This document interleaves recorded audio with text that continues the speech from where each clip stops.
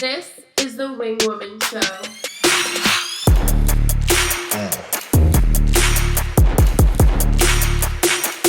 Are you ready?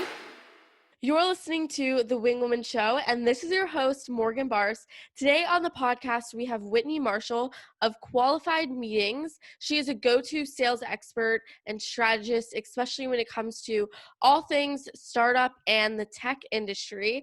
I am most excited to have her on the show today because regardless of if you are a small business owner running your own show or if you are a professional growing within an established organization, sales tends to have this very icky connotation around it. And I really think that Whitney provides some great insight. And without further ado, let's just dive right into today's episode. So just walk us back to the very beginning. Like, how did you even get started in sales? Yeah, so it actually kind of ties in with how I started Qualified Meetings with my co-founder, Matt Wheeler. So I actually did not start my career in sales. I was a psychology, sociology major in college. When I graduated, I got into the field and realized that it just wasn't something that I saw as being my long-term career. So I was desperately seeking something completely new. And Matt actually had an office, a remote office in the town where him and I met. And he was working for Scout Technologies at the time, which is an IT security company out of California. So he was actually managing a team of, at the time, we ended up being like 35 people globally. And I initially joined as an SDR doing outbound because at the time they were doing a ton of different regional events. So they were doing so many at the time, they needed somebody dedicated to go in and invite the CEOs and CIOs of the world to attend. Right. So it was super eye-opening to come from, I come from a small town, so tech isn't necessarily huge here.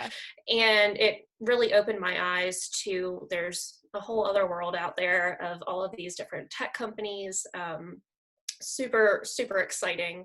It was like see some of these companies on TV commercials and then you end up working for them. So that was really exciting.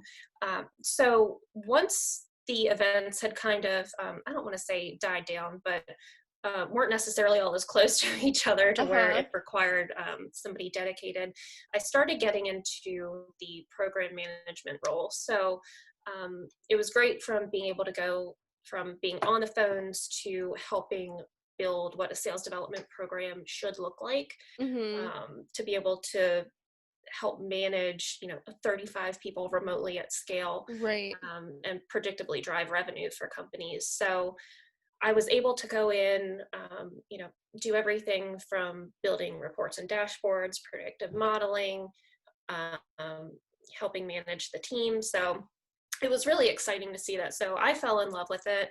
And Matt, at that time, it had been probably at least 10 years, he had always known that he wanted to start Qualified Meetings. So him and I took a contract after we helped Scout go from about 60 million, I believe, to over 200 million and toward their IPO. Wow. We took a contract for another tech company out of California. They were looking to do a merger acquisition. So we went in, tested our model of, building sales development programs that are predictable relatively quickly, and we were able to help them get that merger acquisition done to help them get to the revenue that they were looking for. So from there, we decided to start Qualified Meetings. We felt we were ready. We tested the model, and we were able to get our first customer to pay us for 90 days of service, 30 days in advance. We got the check, got a business license, and started Qualified Meetings. So we've been pretty busy for the last, I guess, going on 5 years. Wow. So it's been really, really exciting to start a company from the ground up. and see where it's taken us over these last Yeah. 4.5 years. So it's been great, and I've definitely learned a ton. You learn a lot of what to do, but you also learn a lot of Right. what not to do.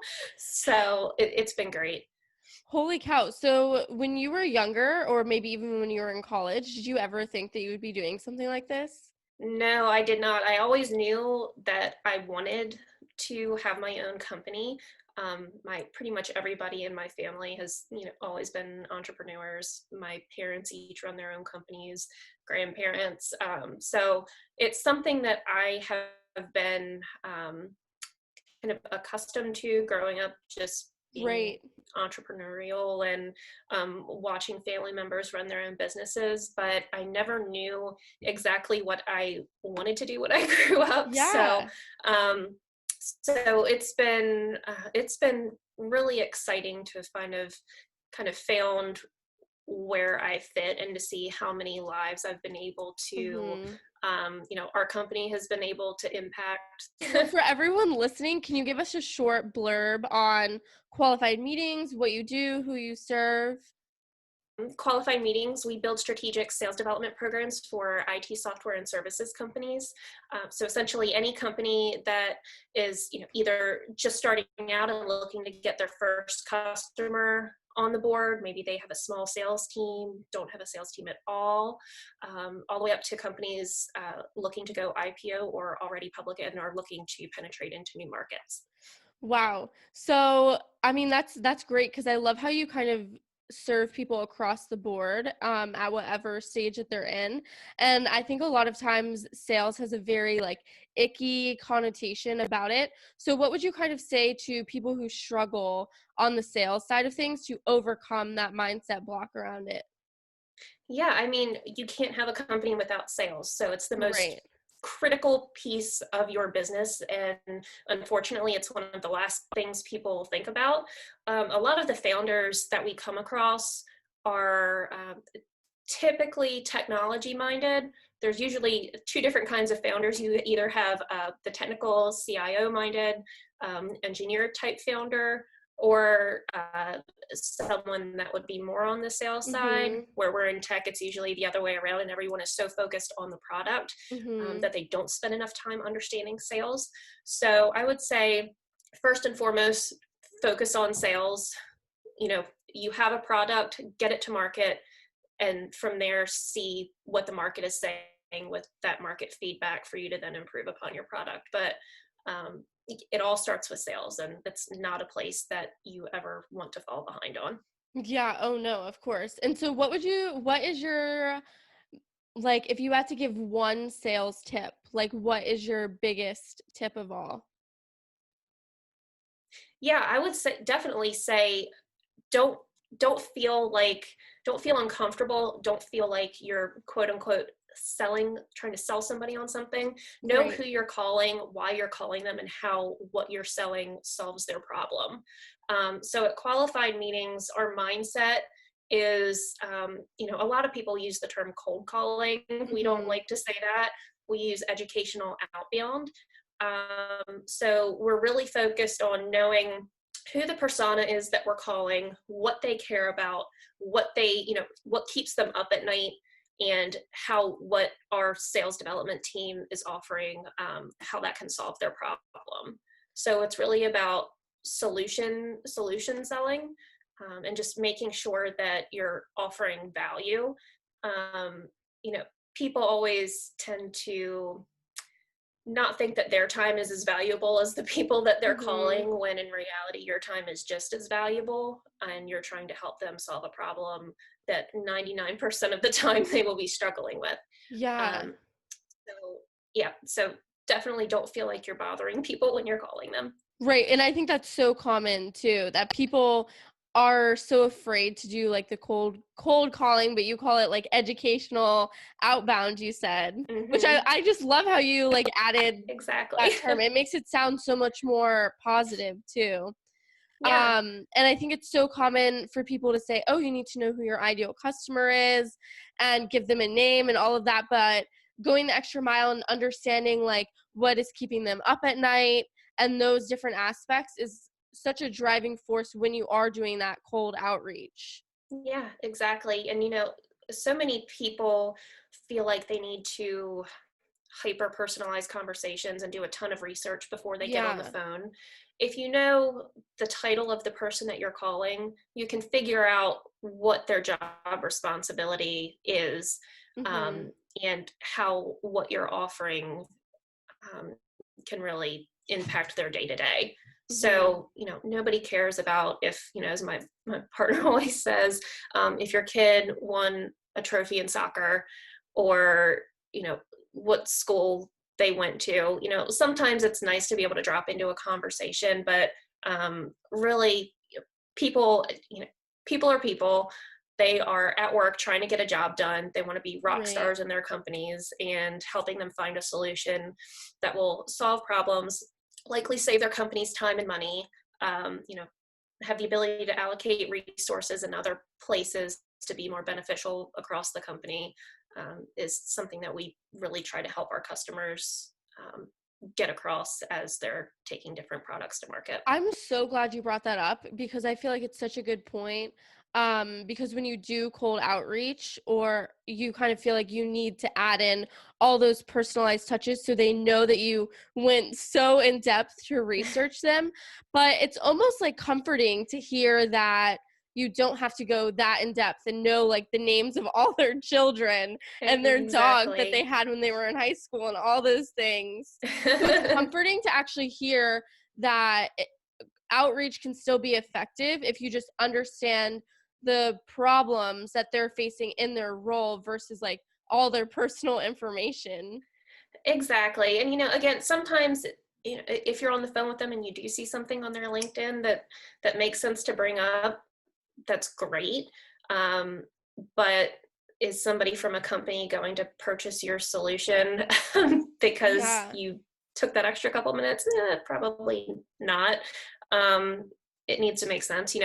There's so many salespeople out there that historically were able to use, a Rolodex to go sell into companies because they knew somebody, and now these days you have to go through multiple layers of approvals, Mhm. and it just doesn't work like that anymore. So just Mhm. getting to the bottom of, this is what I have, and this is how it can help you and your company, is probably the most critical piece when you're trying to do outreach. Yeah. Okay, so let's talk about qualified meetings a little more. When you were first starting it, like what was that process like in the beginning, first starting the company and then acquiring your own clients for a company that was ultimately a sales-based company?